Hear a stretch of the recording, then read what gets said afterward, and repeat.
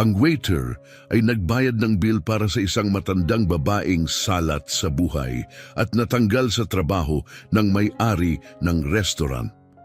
Di nagtagal, dumating ang asawa ng babae na nagdulot ng gulat sa lahat nang makilala nila ito. Sa mamahaling restaurant na Che Gualtiero, ang tunog ng mga nababasag na plato ay biglang nagpahinto sa mga pag-uusap at sa marahang kalansing ng mga kubyertos sa pinong porselana. Ang atensyon ng lahat ay napunta sa pintuan kung saan isang mahina at matandang babae ang natumba, napapalibutan ng mga piraso ng nawasak na display ng mamahaling seafood na aksidente niyang natamaan. Si Miguel, isang 25 anyos na waiter, ay mabilis na kumilos. Inilapag niya ang tray na hawak sa isang kalapit na mesa at dagliyang lumapit upang tulungan ang matanda. Ang hangin ay napuno ng amoy ng seafood at ang di maikakailang bakas ng kahirapan na nakadikit sa kanyang kupas at sira-sirang damit. "Ma'am, okay lang po ba kayo?" tanong ni Miguel habang nakaluhod sa tabi niya, binaliwala ang mga mapanuyang tingin ng ilang mga bisita. Sinubukan ng babae na magsalita ngunit mahina lamang ang lumabas sa kanyang bibig. Ang kanyang mukhang punong-puno ng linya, tanda ng hirap ng buhay, ay nagpapakita ng kahihiyan at takot. Nagpilit siyang bumangon gamit ang nanginginig niyang mga braso, ngunit hindi tumutugon ang kanyang mahina at pagod na katawan. Napansin ni Miguel ang hirap niyang paghinga at ang huni ng bawat paghinga na parang isang hikbi.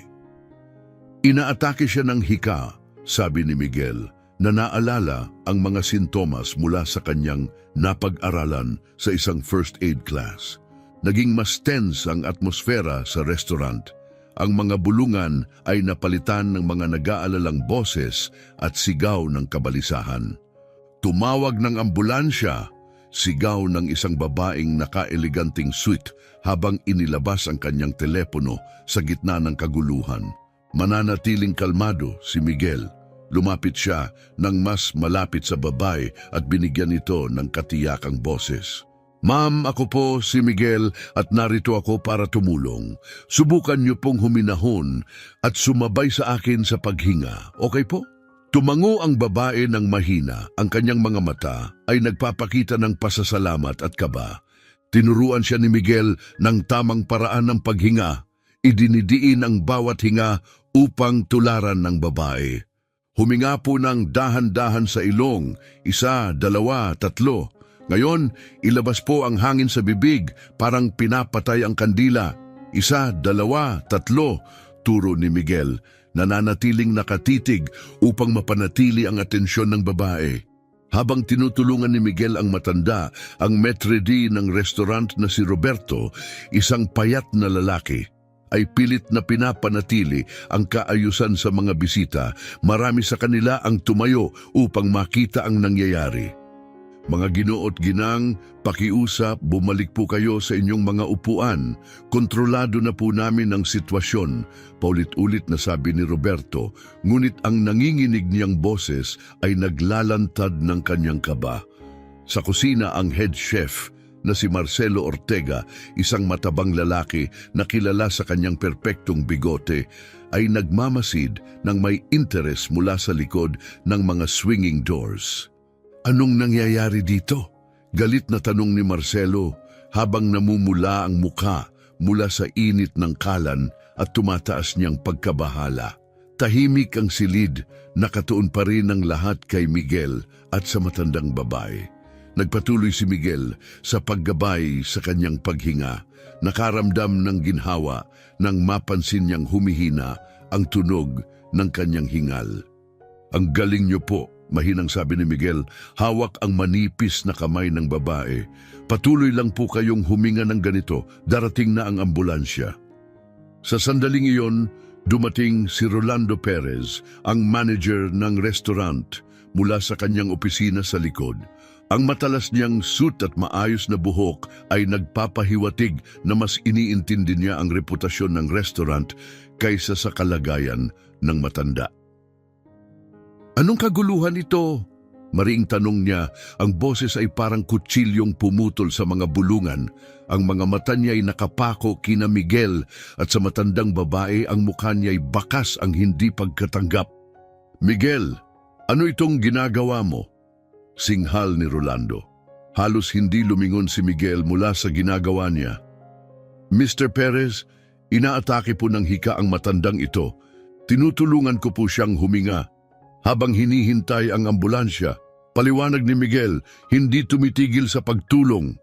Lalong sumimangot si Rolando habang tinitingnan ang mga mukhang nababahala at naiintriga ng mga bisita sa paligid. Hindi ito naaangkop. Mahinang bulong niya sa sarili.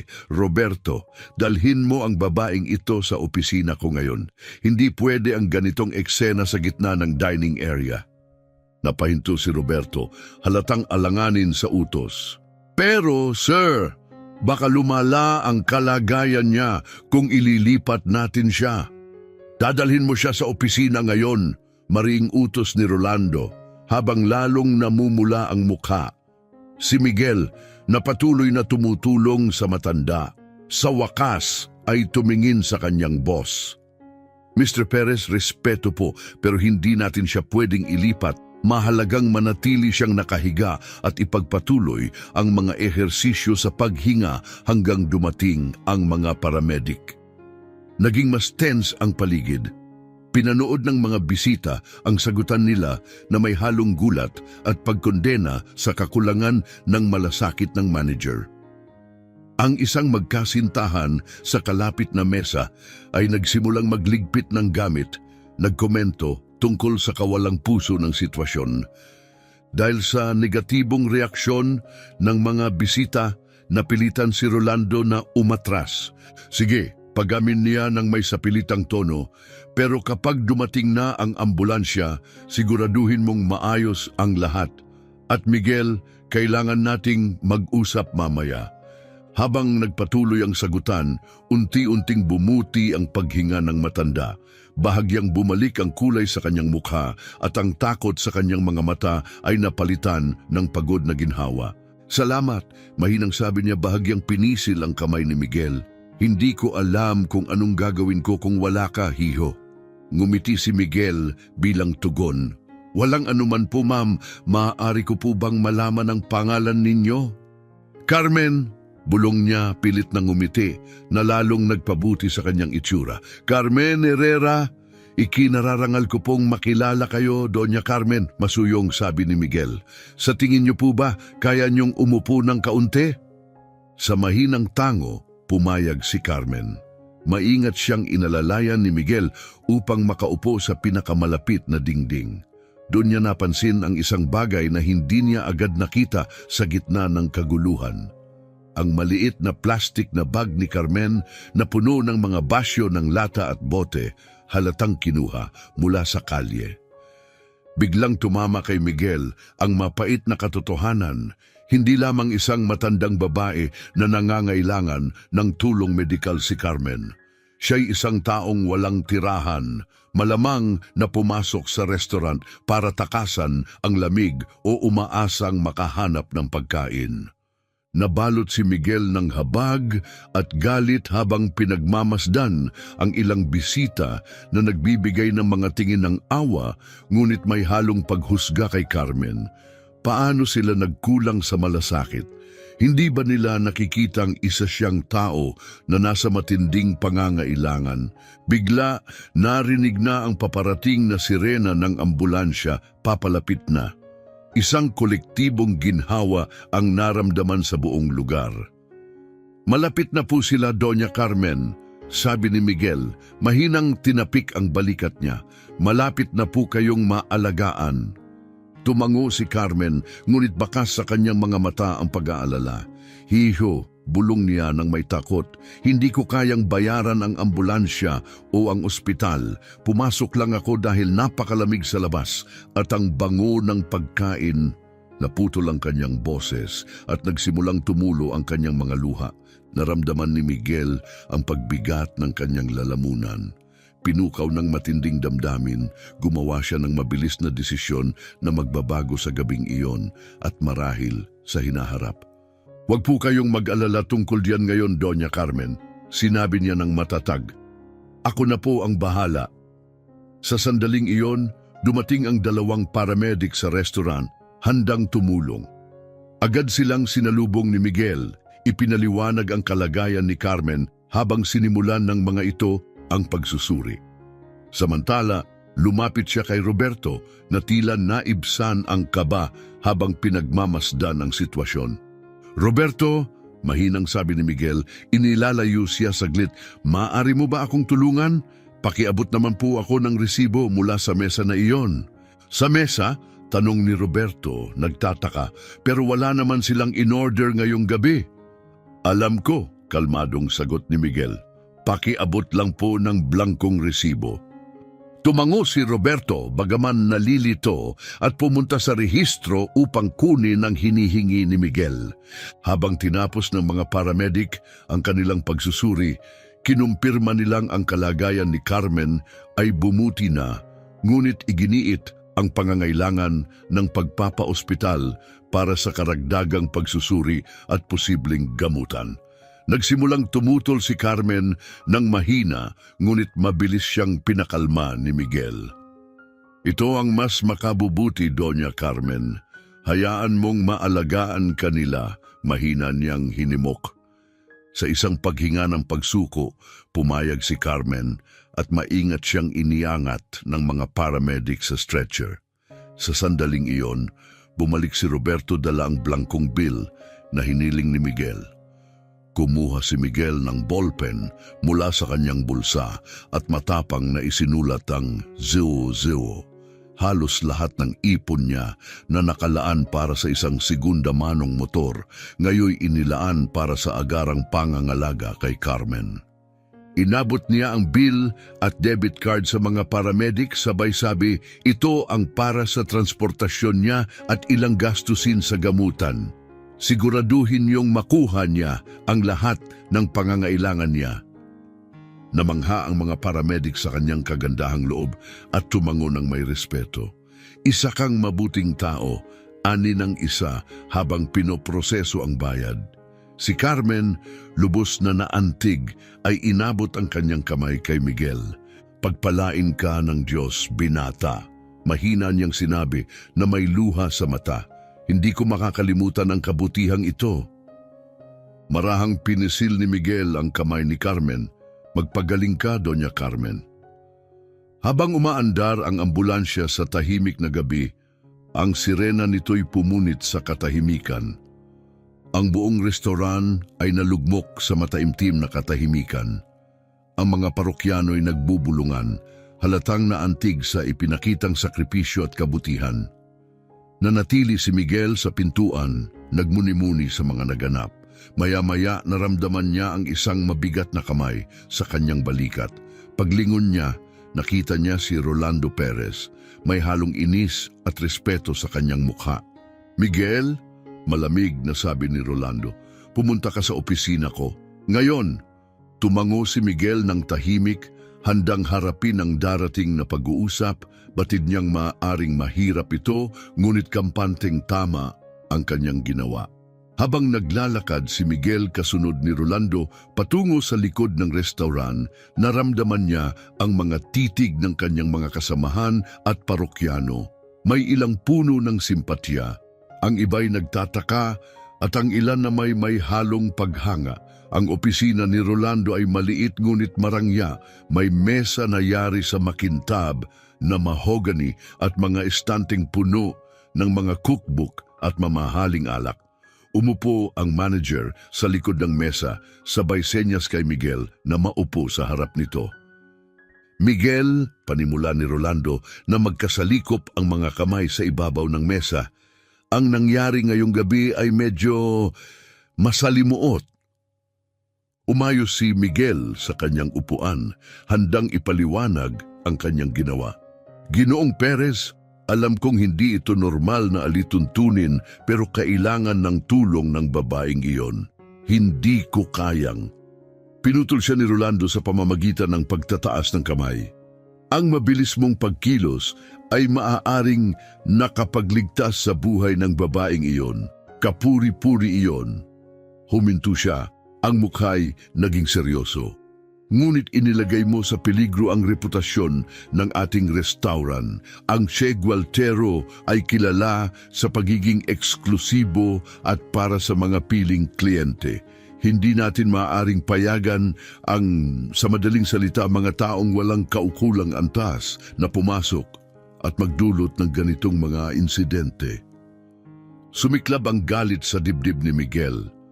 Sa lahat ng respeto, Ginoo, ibig niyo bang sabihin na mas mahalaga ang reputasyon ng restaurant na ito kaysa sa buhay ng isang tao? Malalim na bumuntong hininga si Rolando, hinimas ang noo. Hindi ito ganoon kasimple, Miguel. Umaasa ang ating negosyo sa isang tiyak na imahe. Kung makita tayo bilang lugar na madalas ang kaguluhan, malaki ang mawawala sa atin. Mga parokyano, putol ni Miguel na halatang hindi makapaniwala. At kung mawalan tayo ng parokyano, mawawala ang trabaho, pati ang akin, tama? Yumuko si Rolando, ang boses ay naging mas matalas. Ipapaliwanag ko, pati ang pagbabayad mo ng bill ng babaeng yon gamit ang akala kong pondo ng restaurant ay teknikal na pagnanakaw. Gulat na tumingin si Miguel sa kanya, ramdam ang hapdi ng paratang. Pagnanakaw, ulit niya, nanginginig ang boses sa galit. Ginoong Perez, ginamit ko ang sarili kong pera, hindi pera ng restaurant. Napalunok si Rolando na bigla ngunit agad na ibalik ang komposisyon. Sarili mong pera? Bakit mo gagawin yon para sa isang taong ni hindi mo kilala? Dahil iyon ang tama, matatag na tugon ni Miguel. Ang babaeng iyon ay nangangailangan at kaya ko siyang tulungan. Hindi ba't tungkulin natin bilang tao na gawin ang tama? Nabalot ng tensyon ang opisina. Tinitigan ni Rolando si Miguel, waring ngayon lang siya nakikita ng ganito. Tila may nais pa itong sabihin ngunit umiling ito, ang mukha'y muling tumigas. Sa kabila ng iyong mabuting intensyon, Miguel, lumabag ka sa ilang mga patakaran ngayong gabi, malamig na sabi ni Rolando. Pinapasok mo ang isang taong hindi tugma sa ating dress code, iniwan mo ang iyong pwesto ng walang pahintulot, at higit sa lahat nagdulot ka ng kaguluhan na nakaabala sa ating mga respetadong bisita. Sumabog ang pagkadismaya ni Miguel. Talaga? Mas nanaisin mo bang hayaan kong mamatay ang babaeng iyon sa harapan ng iyong kagalang-galang na restaurant? Hinding-hindi, mariing tugon ni Rolando sabay hampas sa mesa. Ngunit may iba pang paraan para ayusin ang sitwasyon nang hindi nagdudulot ng eksena. Maari mo sanang tawagan ng tulong medikal at maingat siyang naigabay palabas sa likuran. Palabas sa likuran? Ulit ni Miguel, hindi makapaniwala. Para bang basura siyang dapat itago? Ganun ba natin tratuhin ang mga nangangailangan ng tulong? Nang biglang tumayo si Rolando, namula ang kanyang mukha sa inis. Maging maingat sa pananalita mo, binata. Ako ang nakatataas sa iyo at nararapat mo akong igalang. Tumayo rin si Miguel, tumitig ng diretso kay Rolando. Ang respeto ay kailangang pinaghihirapan, Ginoong Perez, at sa totoo lang, nahihirapan akong igalang ang isang taong inuuna ang estado at imahe kaysa sa buhay ng tao. Mukhang malapit nang sumabog si Rolando sa galit, ngunit sa halip, tumawa siya ng mapanlait at muling naupo. Ikaw ay isang idealistang walang muwang, Miguel, sambit niya, may halong pagod sa kanyang boses. Nakikita mo ang mundo sa simpleng tama at mali, pero ang totoo'y mas komplikado ito. Ang mga responsibilidad ko ay hindi lamang para sa mga parokyano, kundi pati na rin sa bawat empleyado rito. Ang bawat desisyon ko ay may epekto sa kanilang kabuhayan at seguridad. Nang humupa ang galit ni Miguel, pinalitan ito ng pagsasamang lungkot at pagkadismaya. Nauunawaan ko ang mga responsibilidad mo, Ginoong Perez, pero hindi ba't may obligasyon din tayo sa komunidad natin, sa mga mas nangangailangan? Huminga ng malalim si Rolando. Baka nga may punto ka, Miguel. Maaaring masyado akong nakatuon sa negosyo para makita ang mas mahalagang bagay, pero may mga alituntuning kailangang sundin at ngayong gabi nilabag mo ang mga iyon. Bumigat ang pakiramdam ni Miguel, naghahanda sa susunod na mangyayari. Paumanhin, sabi ni Rolando, ang boses ay matigas, ngunit may bahid ng pagsisisi pero wala akong magagawa. Pinapatalsik kita. Mistulang suntok ang mga salitang iyon kay Miguel. Kahit pa inaasahan na niya ito, parang hinampas pa rin siya ng malakas. Ang trabaho niya ay hindi lamang basta hanap buhay. Ito ang sumusuporta sa kanyang pamilya at pag-aaral. Ngunit ngayoy nawala na ito. Naiintindihan ko, mahinang tugon ni Miguel, ang boses ay matatag. Maaari ko bang tapusin ang shift ko? Utang ko iyon sa aking mga kasamahan. Namangha si Rolando sa dignidad ni Miguel at nag-atubiling tumango. Sige, tapusin mo ang araw na ito at pagkatapos ay kunin mo ang mga gamit mo.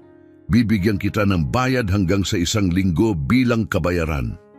Tahimik na tumango si Miguel at naglakad papalabas ng opisina. Bago tuluyang lumabas, lumingon siya kay Rolando. Ginoong Perez, sabi niya, sana ay dumating ang araw na maunawaan mo na may mga bagay na mas mahalaga kaysa kita at prestihiyo. Ang pagkakaroon ng malasakit at pagkatao ang tunay na sukatan ng ating pagkatao. Hindi na hinintay ni Miguel ang sagot ni Rolando at mahinang isinara ang pinto. Huminto siya sa labas, malalim na huminga upang kalmahin ang sarili matapos ang matinding pagtatalo. Alam niyang nakapagligtas siya ng buhay, ngunit kapalit nito ang kanyang trabaho. Gayunpaman, sigurado siyang sulit ang ginawa niya. Sa muling pagpasok niya sa dining area, naramdaman niya agad ang pagbabago sa paligid. Ang mga parokyano ay tumitig sa kanya ng may halong pag-usisa at respeto. Ang kanyang mga kasamahan na nakasaksi mula sa malayo ay agad na lumapit sa kanya, bit-bit ang mga mukhang puno ng pag-aalala. Anong nangyari, Miguel? Tanong ng isa, puno ng pag-aalalang pag-usisa. Sumingit si Michelle, isang veteranong waitress. Ayos ka lang ba? May kinalaman ba ito sa babaeng tumulong ka kanina? Isang mapait, ngunit magiliw na ngiti ang sagot ni Miguel. Sa isang paraan, oo, pinatalsik ako ni Ginoong Perez. Isang alon ng pagkadismaya ang bumalot sa grupo. Lumapit si Roberto, ang maitre d' na may mahigpit na tingin. Hindi makatarungan yan, mariin niyang sinabi. Ang boses ay mababa, ngunit puno ng damdamin. Hindi ka dapat tanggalin dahil tumulong ka. Kailangan nating gawin ang isang bagay, magwelga o... Inilagay ni Miguel ang kamay niya sa balikat ni Roberto upang pakalmahin ito. Pinahahalagahan ko ang inyong pagkakaisa, ngunit ayaw kong mapahamak kayo dahil sa akin. Napagdesisyonan ko nang tapusin ang shift ko ng may dignidad at pagkatapos ay tahimik akong aalis. Nagpalitan ng tingin ang kanyang mga kasamahan, puno ng pag-aalala at paghanga. Kilala si Miguel bilang masipag at masayahing empleyado at ang nangyari sa kanya ay malalim na nakaantig sa kanila. Habang tinutuloy ni Miguel ang kanyang mga gawain, may halong pagmamataas ang kanyang kalungkutan. Nanatili siyang tapat sa kanyang mga prinsipyo, anuman ang naging kapalit. Ngunit habang tumatakbo ang gabi, napagtanto niya na ang kabanatang ito ng kanyang buhay ay malayo pa sa pagtatapos at ang kanyang kabutihan ay magdudulot ng mga pagbabago sa kanyang buhay na hindi niya inaasahan. Mag-inuman tayo pagkatapos ng trabaho, suhestyon ni Ronnie, isa sa mga chef. Tama lang na bigyan ka namin ng maayos na pamamaalam. Napangiti si Miguel na antig sa kanilang alok. Salamat, mukhang maganda iyon. Matapos ang mahigpit na pakikipagkamay at mainit na salita ng suporta, nagkanya-kanya ang lahat sa kanilang mga gawain. Malalim na huminga si Miguel. Inihahanda ang sarili sa kung ano pa ang maaring mangyari sa natitirang oras ng gabi. Kung ito na ang huling gabi niya sa Che Gualtiero, sisiguraduhin niyang iiwan niya ang isang alaala na hindi nila makakalimutan. Lumapit siya sa kanyang unang mesa na may taos-pusong ngiti. Magandang gabi po. Ako si Miguel at ako ang mag-aasikaso sa inyo ngayong gabi. Ano po ang nais niyong inumin? Habang lumalalim ang gabi, hinarap ni Miguel ang kanyang mga gawain ng may bagong sigla at kasiyahan.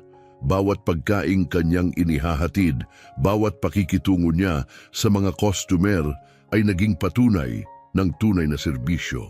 Hindi lamang ito tungkol sa pag-aabot ng pagkain at inumin.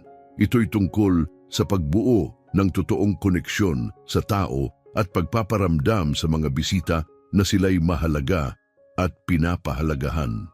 Napansin ng mga parokyano ang kanyang mas mataas na antas ng pag-aalaga. Marami ang nagpuri sa kanyang serbisyo. Pinansin ang kanyang positibong disposisyon at maingat na atensyon sa detalye. Ang ilan pa'y nakilala siya mula sa kanyang kabutihang ipinamalas sa matandang babae kanina at ipinahayag ang kanilang paghanga. Sa isang mesa, isang lalaking nasa gitna ng edad na nakasuot ng maayos na suit ang pumigil kay Miguel habang papaalis na siya matapos kunin ang mga order. "Pasensya na, binata," sabi ng lalaki. Ang boses ay may malalim ngunit banayad na tono. "Ikaw ba ang waiter na tumulong sa matandang babae kanina?" Medyo nahiya si Miguel sa ilalim ng ganitong pagsusuri at tumango. "Opo, sir. Ginawa ko lang po ang nararapat sa aking kalagayan." Lumawak ang ngiti ng lalaki, nagpapakita ng tapat na respeto. "Maaaring totoo yon, pero ang ginawa mo ay kahanga-hanga. Kailangan ng mundo ang mas maraming tao na tulad mo." "Maraming salamat po, sir," sagot ni Miguel. Ang boses ay pinaghalong pagmamataas at kababaang loob. "Pinahahalagahan ko po ang inyong mabubuting salita." Habang papalayo si Miguel, nadama niya ang isang alon ng halo-halong emosyon, isang tamis na may halong lungkot, isang ironiya na siya'y labis na pinupuri sa mismong gabi ng kanyang pagkakatanggal. Ngunit sa kabila ng ironiya, natagpuan niya ang isang kakaibang kapanatagan, alam sa kanyang kalooban na tama ang kanyang ginawa at na higit na mahalaga ito kaysa anumang trabaho. Habang papalapit na sa pagtatapos ang gabi sa restaurant, nililinis ni Miguel ang isang mesa nang mapansin niya si Rolando na lumalabas mula sa kanyang opisina. Lumapit ang manager na may matatag na hakbang. Inihanda ni Miguel ang sarili para sa isa pang mahirap na pag-uusap, ngunit nagulat siya nang makita ang hindi galit kundi isang komplikadong halo ng pagsisisi at pagninilay sa mukha ni Rolando. "Miguel," mahinang sabi ni Rolando, "maari ba tayong mag-usap?" Nag-usisa si Miguel at tumango, sinusundan si Rolando sa isang tahimik na bahagi ng restaurant. "Pinag-isipan ko ang mga nangyari ngayong gabi." Panimula ni Rolando, iniiwas ang tingin. "Maaaring naging masyado akong mahigpit." Tahimik na nakinig si Miguel. Binibigyan si Rolando ng pagkakataong magpatuloy. "Ang pagtulong mo sa babaeng iyon ay kahanga-hanga." Pag-amin ni Rolando, lumalambot ang boses. "At tama ka, may mga bagay na mas mahalaga kaysa sa kita at reputasyon. Ngayong gabi, maraming parokyano ang tumawag para purihin ang iyong asal at serbisyo. Ang ilan ay nagsabi pa na hindi na sila babalik kung ikaw ay matatanggal." Nabigla si Miguel. Hindi inaasahang ganito kalaki ang epekto ng kanyang mga ginawa sa mga customer. Tiningnan siya ni Rolando sa mata.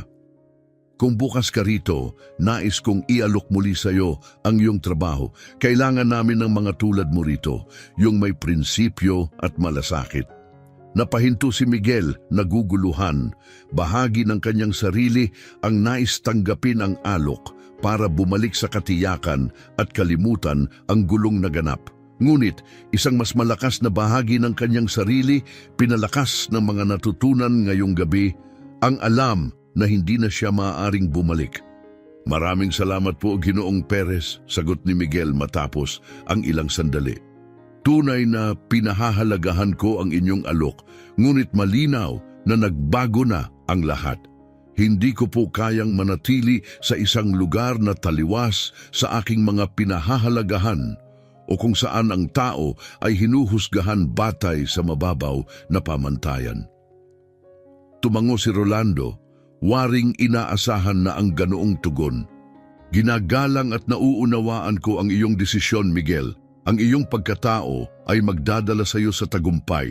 Aniya, inabot ang kamay. Pagpalain ka sa lahat ng iyong gagawin at salamat sa pagpapaalala sa akin ng ating tunay na mga prioridad. Nagkamayan si Miguel at si Rolando, nagbago ang kanilang relasyon dahil sa kanilang pinagdaanan. Maraming salamat po, Ginoong Perez, sabi ni Miguel, sa oportunidad na makapagtrabaho dito at sa makabuluhang pag-uusap na ito. Sana'y magtagumpay at maging mas mapagmalasakit ang Che Gualtiero. Sa huling pakikipagkamay, naghiwalay ang kanilang landas. Bumalik si Miguel sa kanyang mga gawain, determinado na tapusin ang kanyang huling shift ng may parehong dedikasyon at kasigasigan na ipinakita niya sa unang araw, sumasalamin sa malalim na mga aral ng gabing iyon. Habang nililinis ni Miguel ang huling mesa ng gabi, nilapitan siya ng isang babae na may mainit at masiglang ngiti.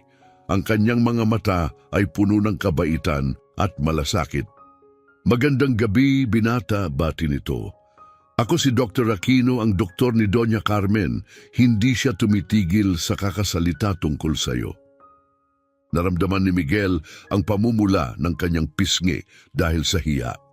Nakakagaan po ng loob na malaman na bumubuti na ang kanyang kalagayan, sagot niya nang may kaunting pagkamahiyain sa boses. Tumango si Dr. Aquino nang may pagsang-ayon. Malaki ang naitulong mo sa kanyang paggaling. Hiniling niya sa akin na personal na ipaabot sa iyo ang kanyang taus-pusong pasasalamat sa iyong tapang at mabilis na pagkilos. Ang iyong mga ginawa sa isang kritikal na sandali ay tunay na kahanga-hanga. Patuloy niya ang boses puno ng paghanga. Kapansin-pansin kung paano ka tumugon upang tumulong sa isang taong nangangailangan. Bumalik sa isipan ni Miguel ang mga salita ni Doña Carmen habang nagsasalita si Dr. Aquino. Ang iyong kabaitan ay hindi lamang nagligtas sa aking buhay, kundi nagbigay din sa akin ng pagkakataong magmuni-muni sa mga tunay na mahalaga sa mundong ito. Lumambot ang ngiti ni Miguel at naramdaman niya ang isang malalim na kasiyahan habang nauunawaan ang epekto ng kanyang mga ginawa. Mas maraming buhay ang naantig nito kaysa sa kanyang inakala.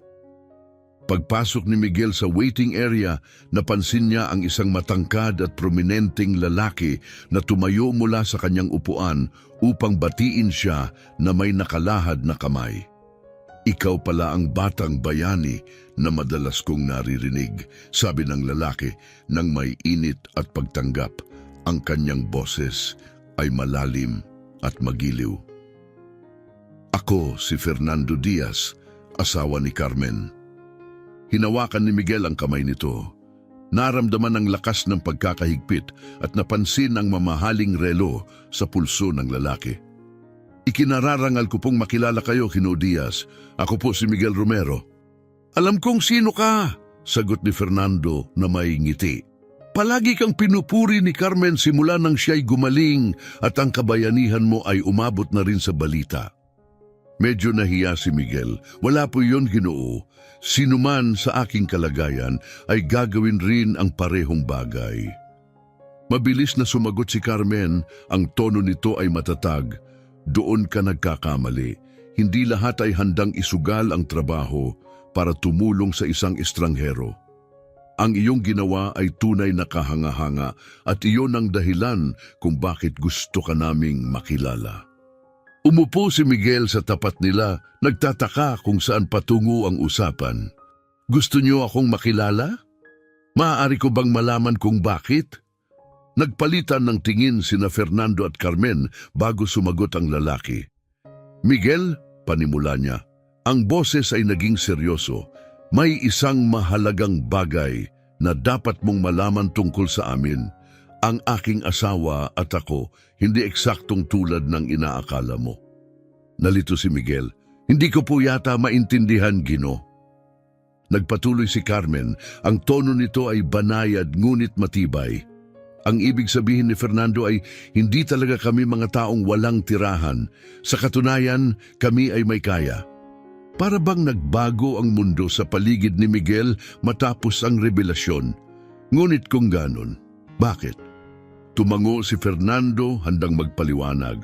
Bakit magpapanggap ang aking asawa bilang isang taong lansangan at susubukang pumasok sa isang mamahaling restoran? Malalim siyang huminga. Mahabang kwento ito, ngunit nararapat mong malaman. Sa sumunod na kalahating oras, isinalaysay nina Fernando at Carmen ang isang kwento na maaring makipagsabayan sa kahit anong katang-isip. Si Fernando ay isang matagumpay na negosyante na yumaman sa real estate. 40 taon na silang kasal, ngunit kamakailan ay nakaramdam ng pagkalayo sa tunay na buhay ng karaniwang tao. Napagtanto naming masyado na kaming nakahiwalay sa aming marangyang mundo, na papalibutan ng mga tao na interesado lamang sa aming kayamanan, paliwanag ni Carmen. Nais naming muling makonekta sa aming pinagmulan at maunawaan kung paano tinatrato ng lipunan ang mas mahihirap. Kaya't nagsimula kami ng isang social experiment, dagdag ni Fernando. Magpapanggap si Carmen bilang isang taong walang tirahan at susubukang pumasok sa mga eksklusibong lugar. Layunin naming makita ang reaksyon ng mga tao at sana'y makatagpo ng isang tunay na may malasakit. Tahimik na nakikinig si Miguel, litong-lito sa mga narinig. Isang tanong ang pumasok sa kanyang isip. Ngunit, Doña Carmen, ang inyong asthma attack ay totoo. Siguradong hindi iyon bahagi ng plano. Malungkot na ngumiti si Carmen. Oo, hindi iyon plano. Mayroon akong chronic asthma at ang stress nung araw na yon ang nag-trigger ng aktwal na episode. At doon ka naging tunay naming anghel, sabi ni Fernando. Maingat na inilagay ang kamay sa balikat ni Miguel. Ang ginawa mo ay higit pa sa aming inaasahan. Hindi mo lang tinulungan ang aking asawa sa kanyang tunay na pangangailangan, isinakripisyo mo pa ang iyong trabaho at personal na ipon para sa isang taong akala mo'y isang estranghero. Tahimik na nakaupo si Miguel, pinoproseso ang lahat ng narinig. Halo-halo ang kanyang emosyon. Nadama niyang nalinlang, ngunit nauunawaan niya ang layunin ng mag-asawa. Naiintindihan ko ang inyong dahilan, sa wakas ay sinabi niya. Ngunit bakit ninyo lahat ito ipinagtapat sa akin ngayon? Nagpalitan muli ng makahulugang tingin sina Fernando at Carmen bago sumagot si Fernando. Nais naming bumawi sa iyo, Miguel, aniya. Higit pa sa pagtulong sa aking asawa, naging huwaran ka ng kung ano ang dapat maging sangkatauhan. Gusto ka naming alukin ng trabaho sa aming kumpanya. Nanlaki ang mga mata ni Miguel, gulat. Trabaho? Ngunit hindi niyo po alam ang aking kakayahan. Kilala namin ang pinakamahalagang katangian, mabilis na dagdag ni Carmen. Ang iyong malasakit, tapang at integridad ay mga katangiang hindi basta naituturo. Tumango si Fernando sa pagsang-ayon.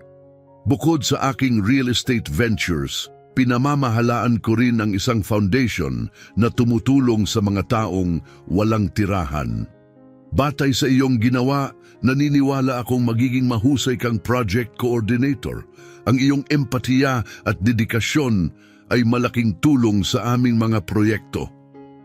Hindi ka agad nakapagsalita si Miguel. Ang alok ay tila napakaganda upang maging totoo, ngunit may bahagi ng kanyang kalooban na nagdadalawang isip. Napakabuting alok, maingat niyang sinabi. Ngunit kailangan ko pong pag-isipan kung tama ito para sa akin. Ang tulong na ibinigay ko noong araw na iyon ay hindi upang may makuha kapalit. Nauunawaan ng kanyang agam-agam, maingat na hinawakan ni Carmen ang kanyang kamay. Iyan mismo ang dahilan kung bakit naniniwala kaming ikaw ang tamang tao para sa posisyong ito. Hindi ito charity, Miguel. Ito'y pagkakataon para maipagpatuloy mo ang iyong hilig sa pagtulong sa iba. Sumingit si Fernando, isipin mo ang epekto na maaari mong magawa, Miguel. Sa mga resources na ibibigay namin, maaari kang magbigay ng malaking pagbabago sa buhay ng mas maraming tao. Tahimik na nag-isip si Miguel, sinasala ang alok. Matagal na niyang hinangad ang mas makabuluhang kontribusyon sa komunidad, ngunit kulang sa mga kakayahan para gawin iyon. Marahil ito na ang pagkakataong matagal ko nang hinihintay, inisip niya. Maari po bang makahingi ng oras para pag-isipan ito? Sa wakas ay tanong niya. Malaking desisyon po ito at nais kong siguraduhin. Siyempre, sagot ni Fernando, inilabas ang isang business card at iniabot ito kay Miguel. Maglaan ka ng oras. Narito kung paano mo ako makokontak. Mag-usap tayo muli kapag napagdesisyunan mo na. Tinanggap ni Miguel ang card. Ramdam ang bigat ng desisyong kailangang gawin. Nang mga oras ding iyon, tumunog ang kanyang telepono sa dami ng mga notification at mensahe mula sa mga hindi kilalang numero. Mukhang sikat ka na ngayon, puna ni Carmen na may ngiti. Tiningnan ni Miguel ang kanyang telepono at napabuntong hininga. Mukhang ganun na nga, sabi niya habang inilalagay ito sa bulsa. Pero hindi ko pa alam kung ano ang gagawin sa atensyong ito. Marahil maaari mong gamitin ang bagong natamong visibility na ito sa mabuting paraan, mungkahi ni Fernando. Ang iyong kwento ay nagbigay inspirasyon sa marami. Maaari mong gamitin ang platapormang ito upang i-highlight ang kalagayan ng mga taong walang tirahan at itaguyod ang mga paraan kung paano makakatulong ang lahat sa paggawa ng pagbabago. Nakinig si Miguel, nararamdaman ang bigat ng sitwasyon. Tama ka, nakakabigla, inamin niya. Kahapon lang, isang simpleng waiter ako na nahihirapan upang makaraos. At ngayon, naging ilaw ka ng pag-asa para sa marami. Pinatibay siya ni Carmen ng may pag-aaruga.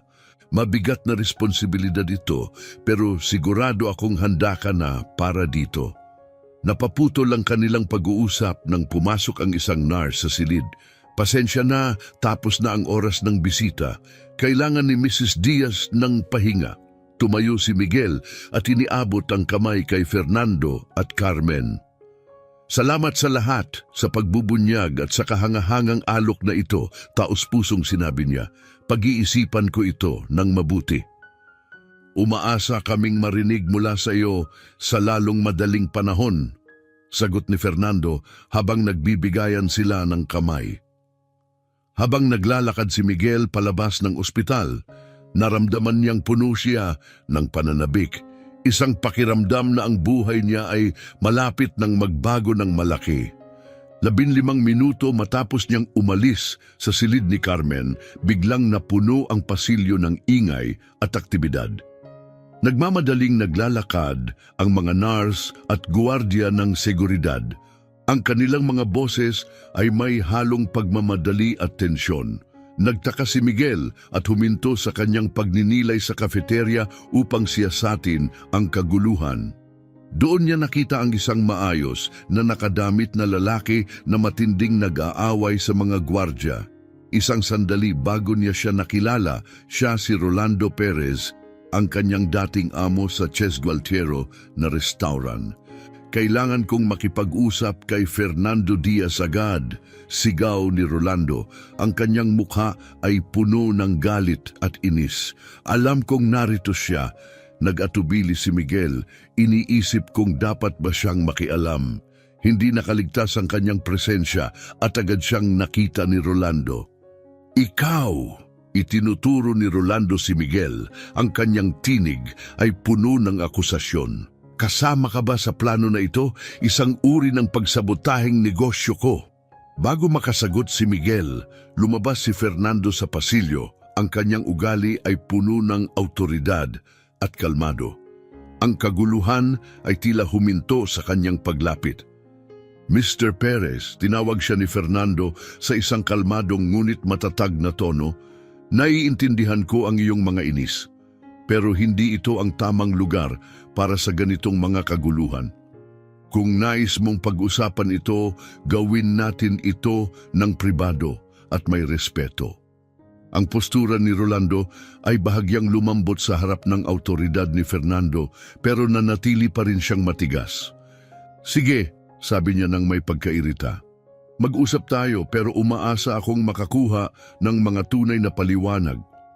Tumango si Fernando at pinangunahan si Rolando papunta sa isang bakanting silid na panghintayan. Bago pumasok, lumingon siya kay Miguel. Miguel, maaari ka bang sumama sa amin? Naniniwala akong magiging mahalaga ang iyong pananaw sa usaping ito. Nabigla, nagatubili si Miguel sandali bago tumango at sumunod sa kanila papasok sa silid. Pagkatapos nilang pumasok, isinara ni Fernando ang pinto at hinarap si Rolando. Kaya Mr. Perez, ano ba ang nais mong malaman? Humugot ng malalim na hininga si Rolando, sinusubukang pigilan ang galit. Nais kong makuha ang mga sagot. Una, may isang babaeng mukhang palaboy na pumasok sa aking restaurant at nagdulot ng gulo.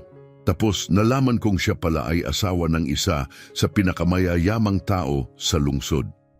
Ngayon, binabatikos ang aking restaurant sa social media at sa mga pahayagan dahil sa di umano'y diskriminasyon. Anong klaseng laro ang pinaglalaruan ninyo? Naiwan si Fernando na kalmado, nakikinig ng hindi nagpaputol ng usapan hanggang matapos si Rolando. Pagkatapos, naupo siya at tinanggi ni Rolando na umupo rin. Hayaan mong ipaliwanag ko, Mr. Perez, sabi ni Fernando ng kalmado. Naiintindihan ko ang iyong inis, pero tiniyak ko sa iyo hindi ito laro o plano. Ang nangyari kagabi ay bahagi ng isang sosyal na eksperimento na ginawa namin ng aking asawa na may ilang hindi inaasahang kaganapan. Sa mga sumunod na minuto, ipinaliwanag ni Fernando ang kalikasan ng eksperimento tulad ng ipinaliwanag niya kay Miguel kanina. Ipinaliwanag nila ang layunin nilang obserbahan kung paano tinatrato ng lipunan ang mga hindi kayang magbayad at kung paano nagkaroon ng hindi inaasahang kaganapan sa restaurant na hindi talaga pinlano. Habang nakikinig, ang ekspresyon ni Rolando ay nagbago mula sa galit patungo sa hindi makapaniwala at sa wakas naghalo sa pakiramdam ng pagkakasala at pag-unawa. Kaya, sabi ni Rolando sa wakas, ang tono niya ngayon ay mas kalmado. Hindi ba ito sinadyang layunin para sirain ang reputasyon ng aking restaurant? Hindi naman, pinatibay ni Fernando. Ang iyong restaurant ay napili lamang ng walang partikular na dahilan. Maaari itong mangyari sa kahit anong upscale na lugar sa lungsod. Bumagsak si Rolando sa kanyang upuan at inilagay ang kamay sa kanyang buhok. God, ano ba ang ginawa ko? Ang bulong niya. Si Miguel, na tahimik na nagmamasid, ang unang nagsalita. Mr. Perez, walang makakapredict na aabot sa ganito kalaki ang mga pangyayari. Maraming pagkakamali na nangyari kagabi. Lumingon si Rolando kay Miguel. Ang mukha nito ay naglalaman ng isang magulong halo ng emosyon. Miguel, may utang akong pasensya sa iyo. Nag-react ako ng sobra. Nakatuon ako sa reputasyon ng restaurant na nakalimutan ko ang pinakamahalaga, ang kabutihang loob at pambihirang serbisyo na palagi mong ipinakita. Tahimik na pinanood ni Fernando ang palitan. Mr. Perez, sabi niya, maliwanag na si Miguel ay o dati ay isang natatanging asset sa iyong koponan. Tumango si Rolando, ang kanyang ekspresyon ay may halong pagsisisi. Oo, At nagkamali akong hayaan siyang umalis. Lumingon siya kay Miguel at nagpatuloy, Miguel, kung nais mong bumalik sa Che Gualtiero, ang iyong posisyon ay iyo ulit. Sa katunayan, nais kong ialok sa iyo ang promosyon bilang supervisor. Kailangan namin ng mga leader tulad mo upang magtakda ng pamantayan. Tahimik si Miguel sa hindi inaasahang alok, ngunit bago siya makasagot, nakialam si Fernando. Sa totoo lang, Mr. Perez, nag-alok din ako kay Miguel ng posisyon sa aking foundation. Gayunpaman, naniniwala akong may paraan para tayong lahat ay makinabang mula sa sitwasyong ito.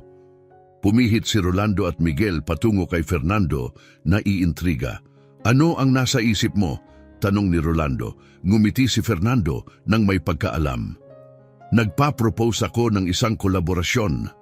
Maaaring makipag-partner ang Che Gualtiero sa aking foundation upang magtatag ng isang programa ng pagsasanay at trabaho na nakatuon sa pagtulong sa mga palaboy o mga individual na nasa panganib. Maaaring matutunan ng mga kalahok ang mga kasanayan sa serbisyo at fine dining at ang mga magaling ay maaaring bigyan ng permanenteng posisyon. Tila nag-isip si Rolando at ang kanyang mga mata ay kumikislap ng interes. Ito'y isang makabago at mahusay na ideya, inamin niya. Hindi lang ito makakatulong upang ayusin ang pampublikong imahe ng restaurant, kundi magkakaroon din ito ng makatarungan at makabuluhang epekto sa buhay ng mga tao. Nabighani si Miguel sa bisyon at nagdagdag, maaari itong magdala ng pagbabago sa buhay ng marami na nangangailangan ng pangalawang pagkakataon. Tumango si Fernando. Tama, Miguel, maaari kang maglaro ng mahalagang papel bilang tulay sa pagitan ng restaurant at ng foundation. Sa paghahati ng iyong oras, maaari mong pamunuan ang programa at tiyakin ang tagumpay nito. Tumatakbo ang puso ni Miguel sa kasiyahan. Ang oportunidad na ito ay kakaiba sa lahat ng naiisip niyang pagkakataon. Pinagsasama ang kanyang kasanayan sa fine dining at ang bagong sigasig na magdulot ng positibong pagbabago. Bueno, mga Ginoo, sabi ni Fernando, tiningnan ang dalawang lalaki. Handa na ba tayo upang gawing oportunidad ang isang hamon para sa isang bagay na pambihira? Tumatayo si Rolando. Ang pakiramdam ng determinasyon ay pinalitan ng kanyang naunang pagsisisi. Mr. Diaz, sumasama ako. Panahon na para ang Che Gualtiero ay magtayo ng hindi lamang isang restaurant na kilala sa mahusay na pagkain. Panahon na upang manguna kami sa social responsibility. Nilingon ng dalawang lalaki si Miguel, naghihintay sa kanyang sagot. Nakaramdam ng halo ng responsibilidad at pag-asa, ngumiti si Miguel. Sama ako, sinabi niya ng may kumpiyansa. Naniniwala akong makakalikha tayo ng isang tunay na kahangahangang bagay ng magkasama. Ang mukha ni Fernando ay nagniningning ng kasiyahan. Kahanga-hanga, kung gayon marami tayong trabaho na haharapin, mga Ginoo. Tumayo ang tatlong lalaki at nag-shake hands, tinatakan ang kanilang bagong partnership. Pagkabukas ng pinto, pumasok si Carmen kasama ang isang nurse sa kanyang gilid. Namit ko ba ang isang mahalagang bagay? Tanong niya ng may biro, ang tono niya ay magaan. Lumapit si Fernando kay Carmen, hawak ang kanyang kamay ng mainit. Mahal, ang ating maliit na eksperimento ay nagbunga ng mga resulta na higit pa sa ating inaasahan.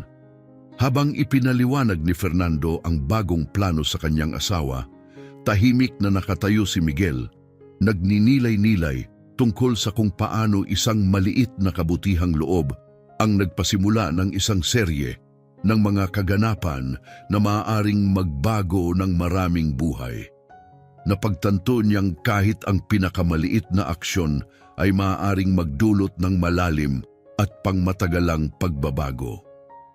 Sa mga sumunod na linggo, ang kwento ni Miguel, Carmen at ang mga kaganapan sa Che Gualtiero ay naging pambansang sensation. Ang isang bagay na maaaring maging isyu ng diskriminasyon ay naging isang kwento ng pangalawang pagkakataon, pagbabalik loob at ang makapangyarihang lakas ng habag. Nagtagumpay ang training program at tinanggap ni Miguel ang kanyang papel bilang tulay sa pagitan ng restaurant at ng foundation. Pinanood niya habang ang mga taong na marginalize ay nakahanap ng bagong layunin, nakakamit ang kumpiyansa at dignidad sa pamamagitan ng kanilang trabaho. Si Rolando, na dati abala sa hitsura at prestihyo, ay naging isang vocal na tagapagtaguyod ng corporate social responsibility. Ang Che Gualtiero ay naging leader sa industriya, pinapakita na ang luxury at social consciousness ay maaaring magsama. Si Fernando at Carmen ay nagpatuloy sa kanilang mga philanthropic efforts nang may bagong layunin, mas malalim ang kanilang dedikasyon sa mga komunidad na nangangailangan.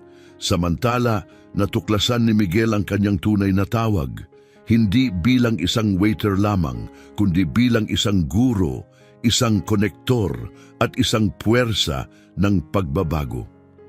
Bawat araw nasaksihan niya ang epekto ng kanyang trabaho at naalala niyang ang kabutihang loob, gaano man kaliit, ay maaaring magdulot ng mga alon ng pagbabago. Ang kwento ng gabing iyon sa Che Gualtiero ay naging isang lokal na alamat, isang patutuo sa lakas ng empatiya at sa espiritu ng tao. Ang nagsimula bilang isang simpleng kabutihang loob ay naging isang kilusan, pinapakita na kahit sa pinakamahihirap na mga pagkakataon, ang habag ay maaaring magpasiko ng pagbabago at baguhin ang mga buhay at buong komunidad. Salamat sa pagtangkilik sa kwentong ito. Kung ito ay nakapagbigay inspirasyon sa iyo, mangyaring mag-subscribe sa aming channel upang manatiling updated sa mga kwento tulad nito. Huwag kalimutan mag-like at mag-iwan ng komento na nagsasaad ng iyong mga saloobin. Magkita-kita tayo sa susunod na video.